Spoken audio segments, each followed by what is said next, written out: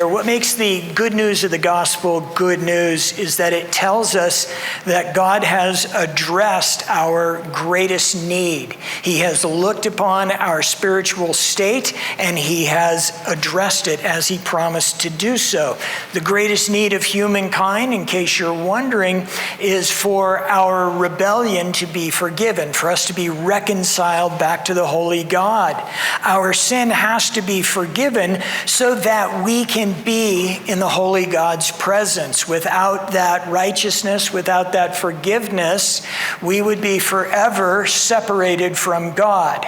And that is an unnatural state for every human being to be in. So the longing of our heart, the longing of all people's heart, whether they realize it or not, is to be reconciled to God, to have that distance closed up between them. So this good news, this gospel news of this forgiveness, what makes it good news is that this gospel message has power. It has the power to bridge that chasm that separates God and humankind. To all who believe, to everyone who believes in this gospel truth, they are born again. They are given new life. That's what Jesus explained to Nicodemus. That's what Paul explained to the people in Corinth. You were old man, now you are the new man. It's what Paul wrote to the church at Colossae. I pulled this quote out because it was just so beautiful. Listen what he says about the change in life as a result of the gospel. And this is Colossians chapter 1. Once you were alienated from God and were enemies in your minds because of your evil behavior. But now he has reconciled you by Christ's physical body through death to present you holy in his sight, without blemish and free from accusation, if you continue in your faith, established and firm, and do not move from the hope held out in the gospel. This is the gospel that you heard and that has been proclaimed to every creature under heaven, and of which I, Paul, have become a servant. Paul consistently and in every opportunity proclaims that gospel of forgiveness in Christ, that the body and blood of Jesus were the sacrifice necessary for God to bring about that reconciliation, to forgive us and bring us into his presence. And there's one more bit of good news in the good news, and that is this gospel is for everybody. This gospel is not exclusive. This gospel is not separated by tribe or creed or anything of that nature. Everyone who hears the gospel has the possibility, the opportunity to respond to that gospel and to be saved once they put their faith in Jesus Christ for salvation. The good news of the gospel is good news because that message, that truth, that gospel is the power of God. This gospel that Paul has spoken here, the gospel that you and I have spoken of countless times, this is the God-breathed, Spirit-empowered power of God. This is reconciliation that comes into our life when any person believes. You and I have experienced it. It becomes a truth when we proclaim the gospel to someone and they believe it by the gift of faith from the Holy Spirit. Here's the greatest part of this good news. There's no work to be done. There is no effort that is expended on your part. There is nothing that you contribute to this forgiveness. All of this is by the grace of God. That's why the good news is called the good news. Now, as we return to Romans this morning, we're going to be introduced to the central theological point, to the point that undergirds everything that Paul is going to say. And it has to do with grace and faith. Okay? Salvation is by grace alone and by faith alone. Now, back in the time of the Reformation, they referred to this differently. They referred to this as sola gratia and sola fide. That's 2 of the 5 solas, these sayings that form really all of the doctrine, all of the belief that we as Protestant believers share, everything that we hold to. Sola gratia, by grace alone. And that is, you contribute nothing to your salvation. It's all by God's grace, all by His mercy. We are made holy by His power and not by anything that we do. So sola gratia, sola fide, by faith alone. You and I apprehended the truth of the gospel. It came to us and we grabbed a hold of it. We are saved by that faith that we have placed in the sacrificial work of Jesus Christ. Our faith that says we believe that Christ Himself, bearing the full wrath of God, satisfied Him and allowed us to be seen as righteous. And so that sets us out as justified people, as set apart people, as holy people.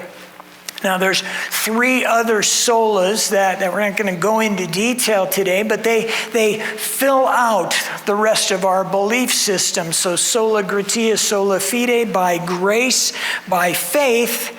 But then the third is sola scriptura. That is, that the Holy Bible, God's Word that we hold in our hand, is the absolute authority for all that we believe and how we live our lives as Christ followers. Solus Christus means by Christ alone. And that is, there is no other Savior. There never will be any other Savior, and none preceded Him. It is in Jesus Christ alone that our hope is found, that our peace is found, that life is found. And finally, all of this is summarized by the final sola, and that is soli Deo gloria. Okay, and that is to the glory of God alone. Each of these things, the exercise of His grace, the exercise of the faith that He gives us, our dependence on His holy word, our looking to Christ as Savior, all of that, every bit of that has to do with bringing glory to God. And so the Reformation used these categories to understand how Scripture spoke to us about salvation through Christ. They used these categories to build the doctrine that you and I hold to, that you and I practice today. And all of this begins with Martin Luther pounding his 99 Theses on the Wittenberg Gate. He went up and he challenged the church, the Roman church, and said, these are 99 challenges to your doctrine, to the way that you practice, to the things that you do. Answer them. And because they couldn't answer them without implicating themselves, without being challenged in their own doctrine, that establishes the foundation of the Reformation that we are a part of. The reason I bring Martin Luther up is because there is one verse in particular that transforms him, and it is part of our passage today. It's Romans 1:17. So keep Martin Luther in mind as we come to that passage. So we open Romans chapter 1, and we left off at verse 8 last week. So if you remember, Paul had introduced himself as a servant of Christ, and introduced himself not only as this servant, this doulos, a slave or a servant, but also one who is an apostle by the authority of Christ. Jesus called him out to be an apostle, gave him this responsibility. And so he's telling the Roman church, a Roman church that he didn't plant, that he doesn't know anybody in this church, I'm coming to visit you. I've longed to come visit you. I want to come share this gospel message with you, and I'm planning to do so. But he's doing all this in great humility. Paul is not telling them, I'm coming to set you straight. I'm coming to fix problems in your church. Paul is not telling the Roman church, I know everything you guys don't know. No, he's telling, I'm coming as a humble servant. You guys have been practicing. You have established a church without my help. I'm just coming to be a part of the family in Rome and to bring the gospel and maybe, hopefully, possibly, to see some others saved and added to your numbers. So with great humility, he introduces himself, and now he begins to give his purpose in coming to Rome. Starting in verse 8, "First, I thank my God through Jesus Christ for all of you, because your faith is being reported all over the world. God, whom I serve in my spirit in preaching the gospel of his Son, is my witness how constantly I remember you in my prayers at all times. And I pray that now at last, by God's will, the way may be opened for me to come to you." So he's telling the church, now may be the moment, now may be the time, and he's doing so to kind of get over a hurdle that he might have faced. There might have been a challenge. Why are you showing up now? Why haven't you ever come before? You know, this is years later into the establishment of the church. And he's writing to this church and saying, well, now I'm going to come. Now I'm ready to come. The time is right. But he wants to make sure they understand that before that, God would not allow him to go there. God did not give him the opportunity to go there. God did not prepare the way so that he could use the Roman church as the base for his missionary work into Spain. And so he's coming there, but look at the first thing that he said. Your faith is being reported all over the world. Wouldn't that be a great thing for somebody to say of our church? That your faith is just amazing. Your faith is being reported everywhere, that people talk about the church. And so this is no empty compliment here. He's really pointing out a truth to this church, that he's coming, looking forward to seeing this faith that he's heard so much about. He wants to come and be a part of this, to be blessed by this faith that the entire world has come to know about it. So now the time is right. God seems to be opening the door so he can come. He's coming humbly, and he's looking forward to being blessed by their faith. In verse 11, he picks up, I long to see you so that I may impart to you some spiritual gift to make you strong. That is, that you and I may be mutually encouraged by each other's faith. I do not want you to be unaware, brothers and sisters, that I planned many times to come to you, but have been prevented from doing so until now, in order that I might have a harvest among you, just as I have had among the other Gentiles. So we're getting some more little tidbits of information here. Paul's looking to be blessed by them blessing him. He's not going to show up as the great apostle who himself holds all the knowledge, who holds all the blessing, who's the only one who can serve nothing of that nature. He said, no, I look forward to being with you so that you can encourage me. I'm coming there hoping to establish a missionary base, and hopefully this faith that I've heard so much about will encourage me, will lift me up, will strengthen me. And at the same time, while I'm there with you, that I hopefully, in some small, humble way, can give you the grace, can give you the joy of a blessing. And again, he emphasizes he's wanted to come, he's wanted to do this, but he hasn't been able to. God has not allowed him. And when the Romans read this a couple of times, when this letter is passed around amongst the church and they read this, they should see his visit in a divine fashion. That God has thus far prevented him from showing up. And yet right now when he shows up, is going to be exactly the time that God intended for him to appear, for him to be the blessing that he is, and for Paul to be blessed by this church.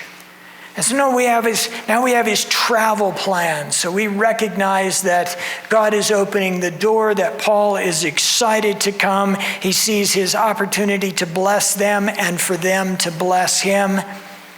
And now he's going to, in the next 4 verses, lay out his gospel. so that when he gets there, there's absolutely no question of what he believes. That when he arrives and when he gets to partake of this faith, this belief that he's heard so much about, here's the gospel that he is going to hold up against that faith. Here's the gospel truth that he is going to preach, that he's going to measure everything else by. Begins in verse 14, I am obligated both to Greeks and non-Greeks, both to the wise and the foolish. That is why I'm so eager to preach the gospel also to you who are in Rome. Now, when Paul says it that way, this is not distinct groups. What he's saying in 20 words, when he could have said it in 2, is that I'm coming to preach the gospel to everybody. Those who follow the Greek lifestyle, those who do not. What he would refer to as barbarians. So the Greeks, that is the sophisticated Romans, and those who are unsophisticated living in Rome. He's bringing the gospel truth in the simplest fashion possible. He's bringing it to present to them, to the wise and to the foolish, to the educated and to those who have not had the benefit of education. Paul is not going to come and he's not going to lay out this explicit, difficult to understand theological, he's not going to come and do all that. He will do that through the rest of the letter, but that's not the gospel that he's going to preach. He's going to preach the simplest, most direct gospel possible because he wants to reach every component of the Gentile world when he comes into town. And so he's established that. He's established who he's going to speak to, what he's going to say. And this is the gospel that he's going to preach. For I am not ashamed of the gospel, because it is the power of God that brings salvation to everyone who believes, first to the Jew, then to the Gentile. For in the gospel, the righteousness of God is revealed, and a righteousness that is by faith from first to last, just as it is written, the righteous will live by faith. You know, I mentioned some preachers that had taken years, like 5, 6, 7, 8, 10 years to preach through this. And you could preach these 2 verses for weeks because there's so much depth in these. I won't, but you could if you were so inclined. For I'm not ashamed of the gospel. Now, that's a weird saying because we're reading it in English, but the translation doesn't mean ashamed in a moral sense. Okay, it's not like I'm embarrassed by the gospel. I'm not embarrassed by the gospel. That's not at all what he's saying.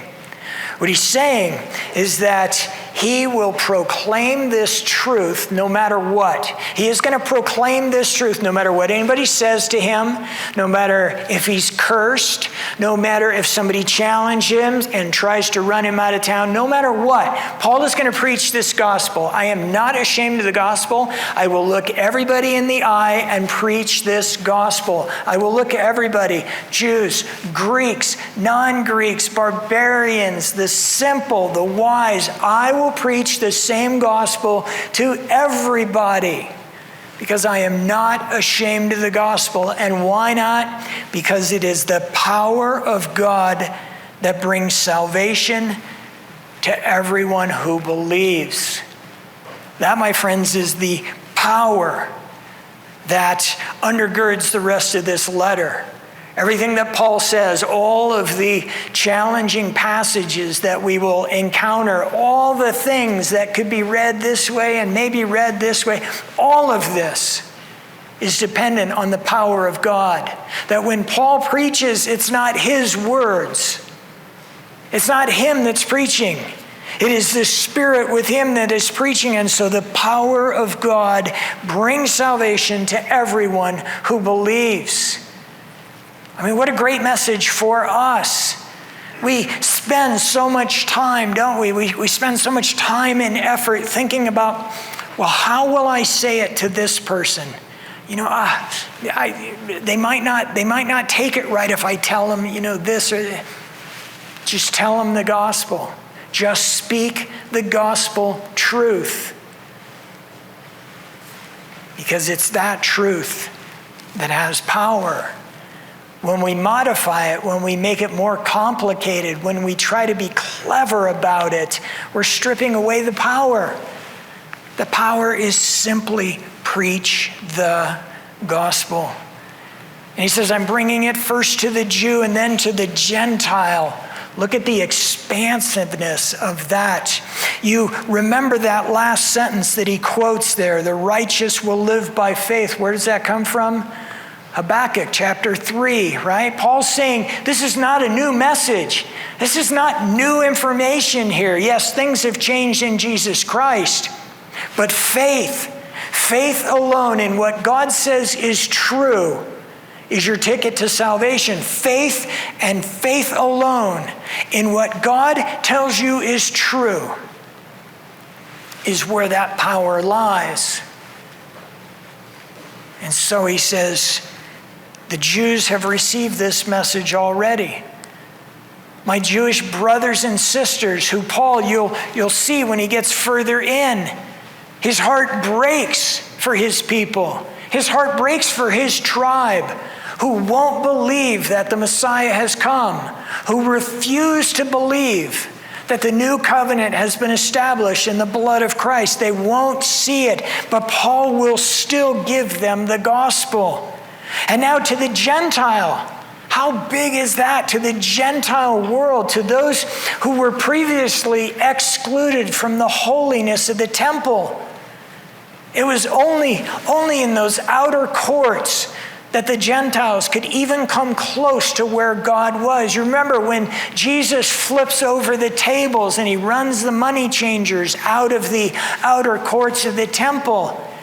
We thought Jesus was just, hot-headed. No, Jesus is saying this is where the Gentiles are going to get their opportunity to see the truth about God. And you're out here running it like it's a 7-Eleven. This is a holy space as much as the inner courts of the holy space, of the holy temple are. And so from Jew to Gentile, Paul is going to preach this gospel. And then he says this, and this is that verse that Martin Luther just woke up. His eyes were opened when he came to this. For in the gospel, the righteousness of God is revealed. A righteousness that is by faith from first to last. Just as it is written, the righteous will live by faith. There's this temptation for Paul's people, for the Jewish tribes, and then the Gentiles to be divided. You see that in Peter when you read in Acts, how he can't quite make the transition between old and new covenant. And Paul's saying, this division that you're talking about, this separation, this differentness that you're talking about, this doesn't exist.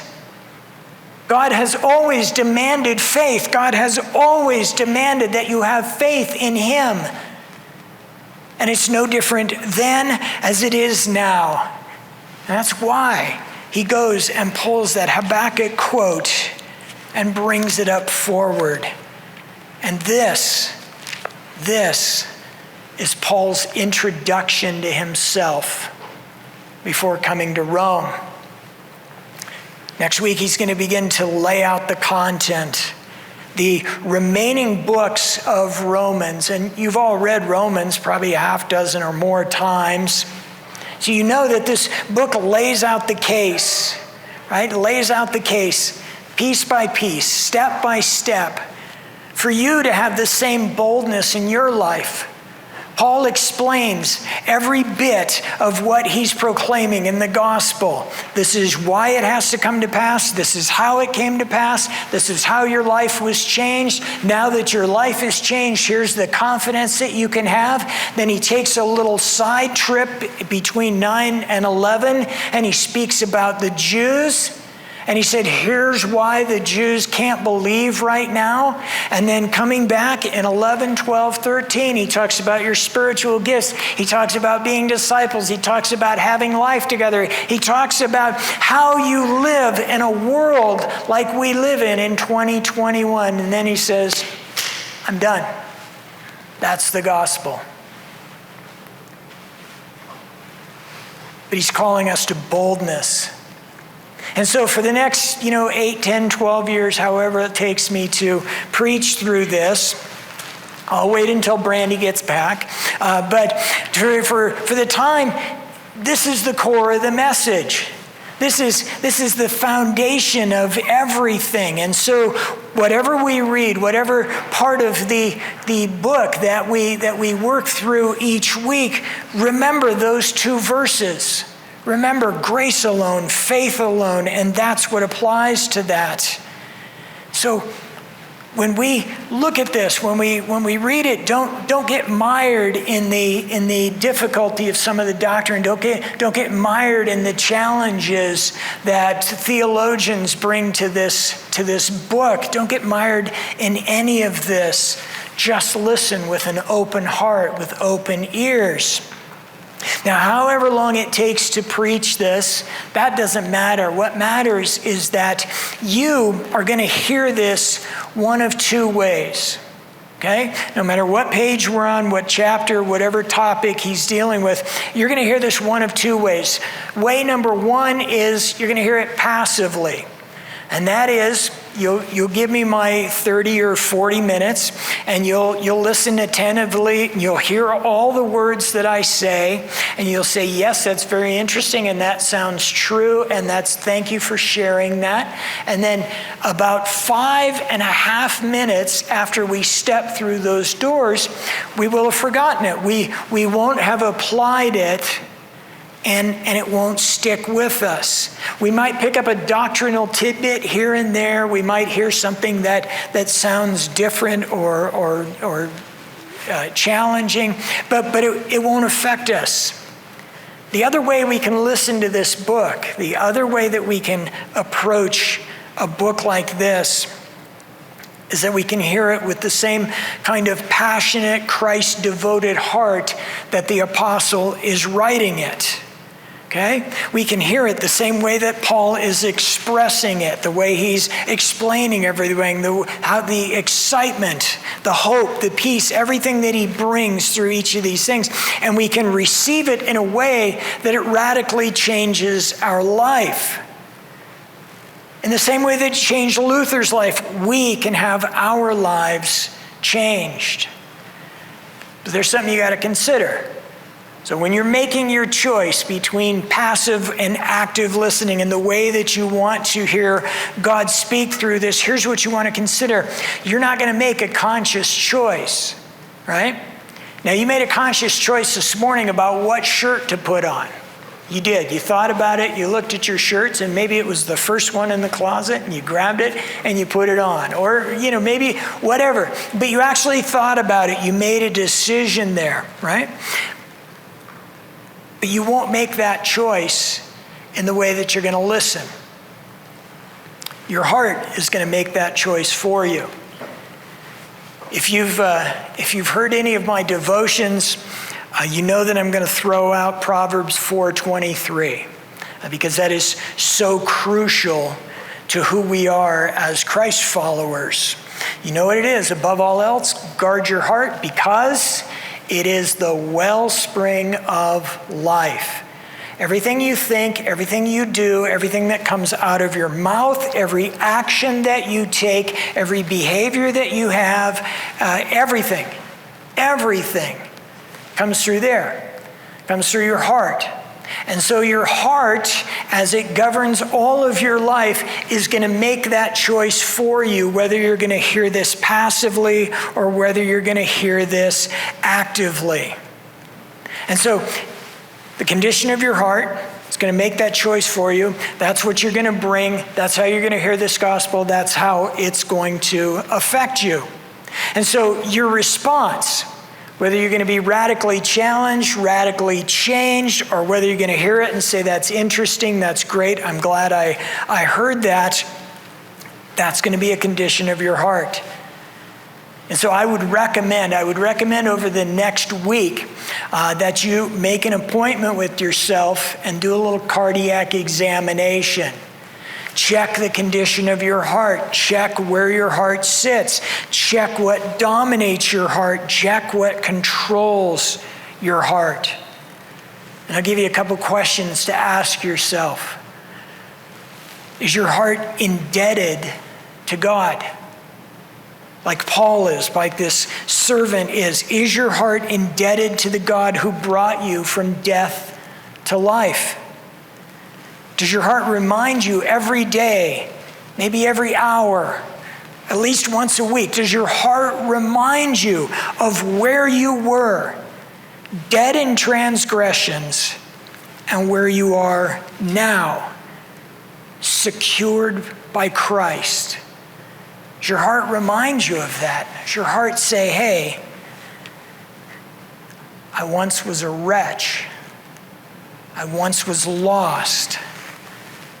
And now I'm found.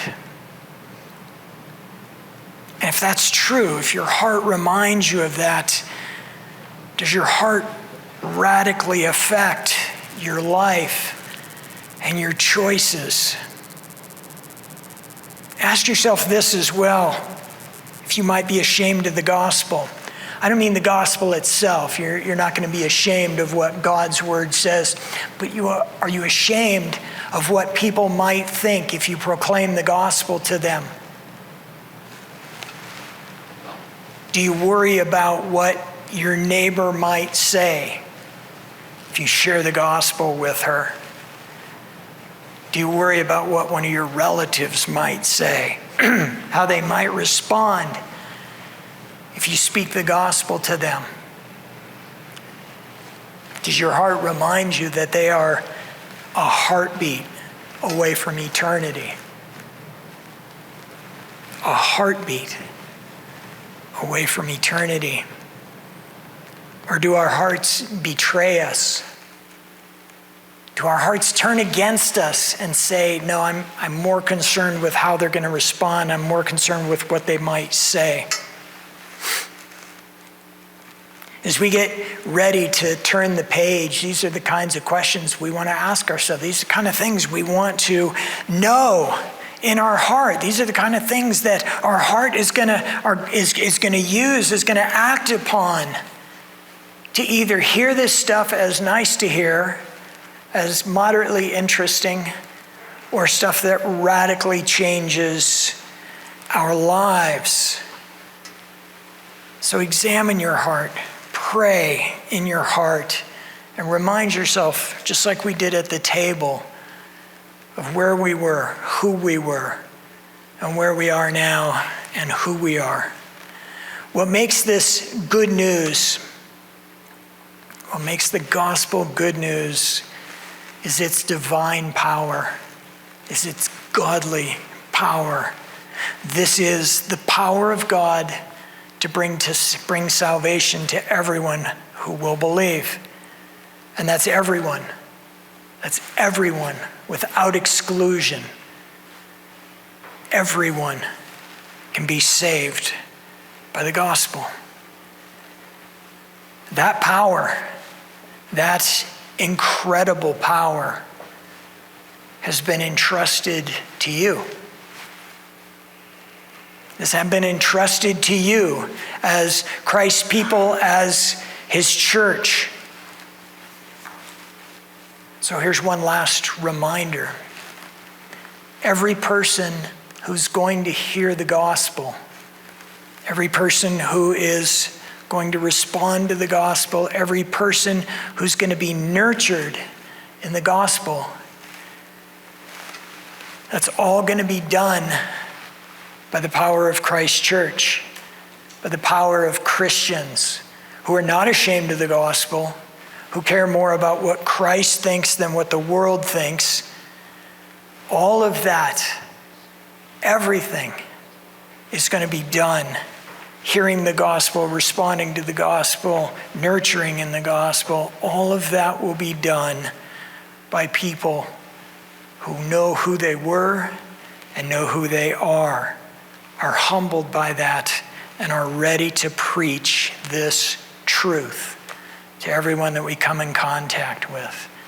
I pray, friends, that's true of us. Amen.